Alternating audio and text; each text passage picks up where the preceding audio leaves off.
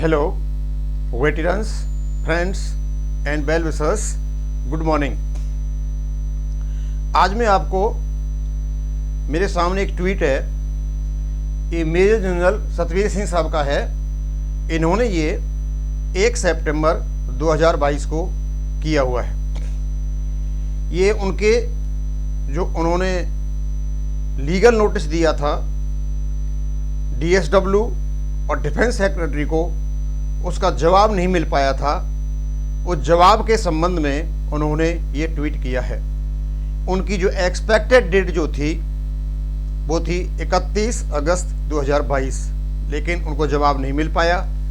वैसे ये एक्सपेक्टेड था, क्योंकि आपको पहले बता दिया गया था कि जो हमारे वकील साहब किसी हाई कोर्ट के हैं, जो आर्मी बैटलियन से आते हैं, उन्होंने बताया था कि ऐसा कोई भी प्रावधान नहीं है कि आप भारत सरकार को लीगल नोटिस दें और भारत सरकार आपको बाध्य हो ये जवाब देने के लिए। और वैसे भी जो केस लड़ा गया था भारत सरकार और पिटिशनर्स के बीच में लड़ा गया था, एक लूजर था, एक विनर था। लूजर का वैसे अधिकार भी नहीं बनता विनर से किसी प्रकार का जवाब लेने के लिए। एनीवे, उन्होंने 1 सितंबर को 2 काम किए थे। एक तो एक ट्वीट निकाला और उन्होंने एक डिसीजन भी लिया साथ में कि 1 वीक में वो कंटेम्प्ट ऑफ कोर्ट डाल देंगे। और एक उन्होंने 1 सितंबर को ही जंतर मंतर पर एक मीटिंग भी की थी, एक भाषण भी दिया था। मैंने वो भाषण बड़े ही तन्मयता के साथ सुना था, बहुत ही ईगरली में सुना था कि आखिरकार ये कह क्या रहे हैं। तो पहले तो मैं ये बताना चाहता हूं कि इनका जो लीगल नोटिस का जवाब नहीं आया और उसके अगेंस्ट में ये कंटेम्प्ट ऑफ कोर्ट की बात कर रहे हैं। कंटेम्प्ट ऑफ कोर्ट 16/9/2022 तक आप डालें या न डालें कोई फर्क नहीं डालता है, क्योंकि 16/9/2022 को भारत सरकार का टाइम पूरा हो रहा है। आपकी केवल क्यूरेटिव पिटीशन 6 तारीख की है। यदि आप उसको नहीं डालते हैं और इसके बीच में आज भी आप कंटेम्प्ट ऑफ कोर्ट डाल देते हैं, तब भी कोई उसका सेंस नहीं है। यदि भारत सरकार 10 तारीख या उसके आसपास OROP2 की टेबल निकाल देती है, तब भी भारत सरकार को ही उसका श्रेय जाएगा। श्रेय का टाइम आपका जा चुका है। और वैसे भी आप कंटेम्प्ट कोर्ट डालोगे तो एक बेनिफिशियरी की हैसियत से डालोगे, एक लूजर के हिसाब से नहीं, क्योंकि आप OROP के बेनिफिशियर हो, आप डाल सकते हो। और ऐसा कंटेम्प्ट ऑफ कोर्ट ऑलरेडी हमने कहीं किसी साइट पर देखा है, किसी व्यक्ति ने ऑलरेडी ही ये माननीय सुप्रीम कोर्ट में भेज दिया है। और एक बात और हम बताना चाहेंगे, क्योंकि ये जो केस था OROP का, ये माननीय जस्टिस चंद्रचूड़ साहब की अध्यक्षता में लड़ा गया था और 70 दिन के बाद वही इस देश के चीफ जस्टिस होने जा रहे हैं। तो नोटिफिकेशन तो इनको लागू करना पड़ेगा ही, इनके अलावा कोई भी विकल्प नहीं है। लेकिन कल 1 सितंबर को ही मेजर जनरल सतवीर सिंह साहब एक भाषण दे रहे थे जंतर मंतर पर।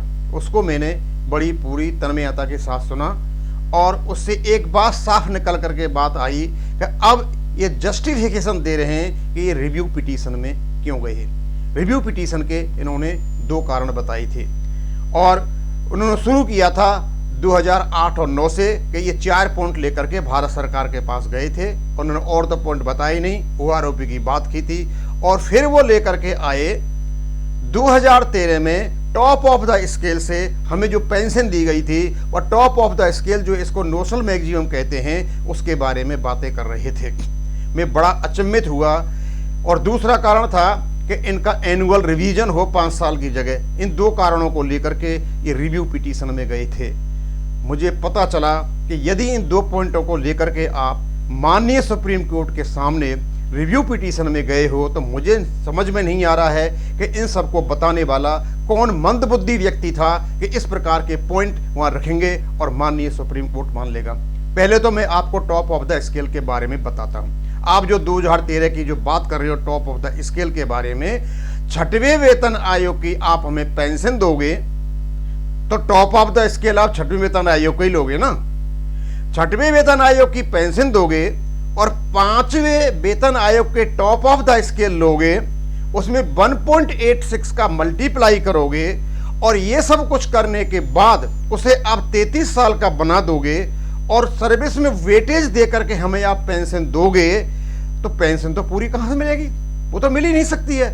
और 2006 से जो जीएसयूज हुआ रहे उनके लिए 15 साल में लास्ट पेड राउंड का 50% मिलता है, ऑफिसर्स को 20 साल में मिलता है। इसका मतलब ये हमारे लिए जो क्लॉज आया था 15 साल का लास्ट पेड राउंड का 50 ईयर्स का, ऑफिसर्स को 20 ईयर्स का, उसको आप खत्म करना चाहते थे टॉप ऑफ द स्केल की बातें करके। आप ये तो देख रहे थे कि टॉप ऑफ द स्केल ले कहां से रहे हो आप? उस टॉप ऑफ स्केल की जो आप बातें कर रहे हो, उस टॉप ऑफ स्केल से ज्यादा एरियर और पेंशन हमारे लोगों को 568 सर्कुलर में मिनिमम फिटमेंट टेबल से बनी हुई है, जो ऑलरेडी 6 सीपीसी में मान्य था, भारत सरकार ने माना था।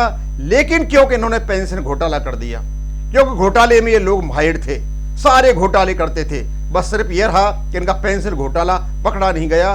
बाद में माननीय सुप्रीम कोर्ट के आदेश से 568 सर्कुलर आया और जो पेंशन थी उस हिसाब से मिली जिस हिसाब से मिलनी चाहिए थी।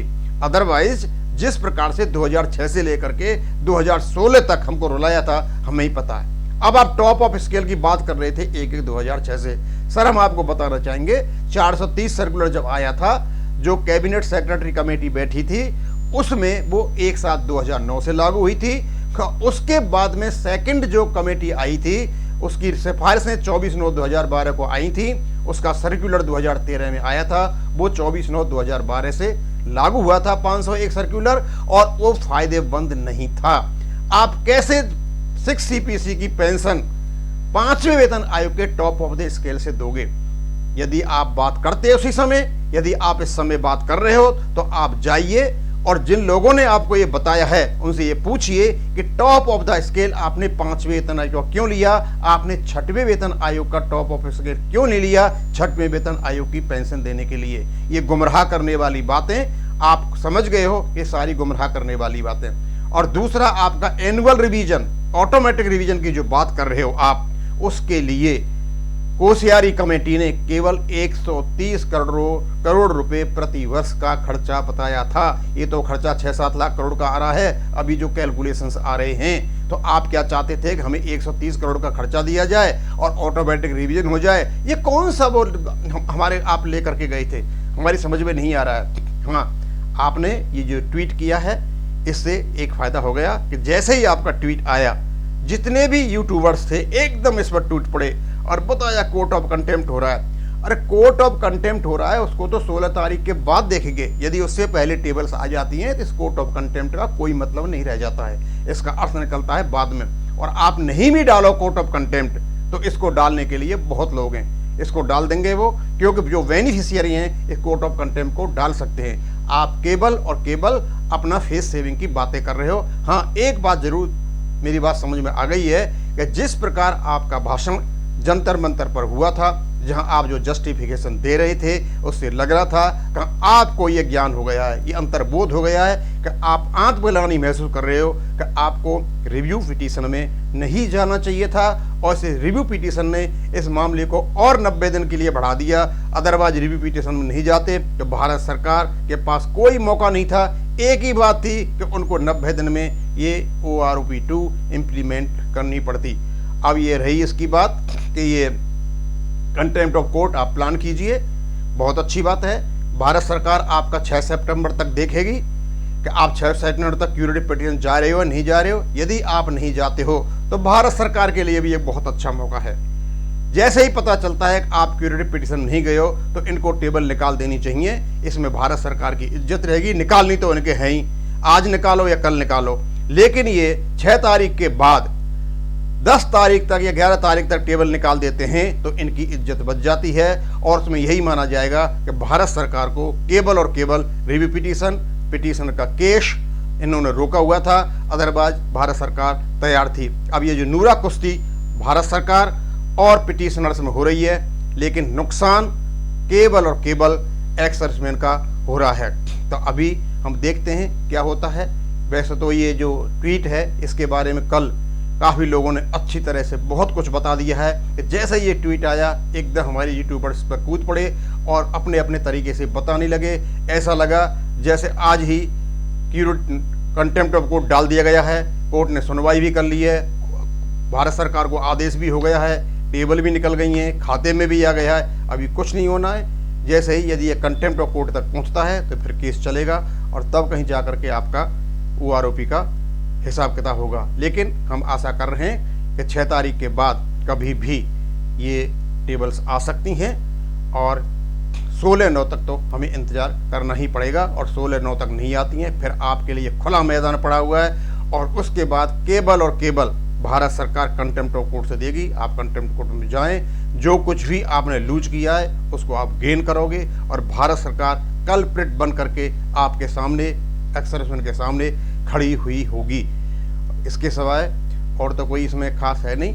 हाँ, मैं एक बात और बताना चाहता था आपको कि मैं कल ला रहा हूँ इस वीडियो को कि स्पाउस के नेम और डेट ऑफ बर्थ में यदि किसी प्रकार का फर्क है, प्लीज़ आप उसको ठीक करा लीजिए। कल मैं इसके बारे में बहुत कुछ बताऊंगा, पहले भी बताया है। आपका जॉइंट नोटिफिकेशन ऑफ पेंशन होगा, यदि आप उसको नहीं कराते हो और उसको छोड़ जाते हो ऐसे ही, तो इस वर्ष में इसकी बहुत बड़ी समस्या होगी और फैमिली पेंशन शुरू कराने में नाकों चने चब जाएंगे। ये मैं आपको कल बताऊंगा और मैं इसको यहीं ख़त्म करता हूँ। थैंक यू, धन्यवाद।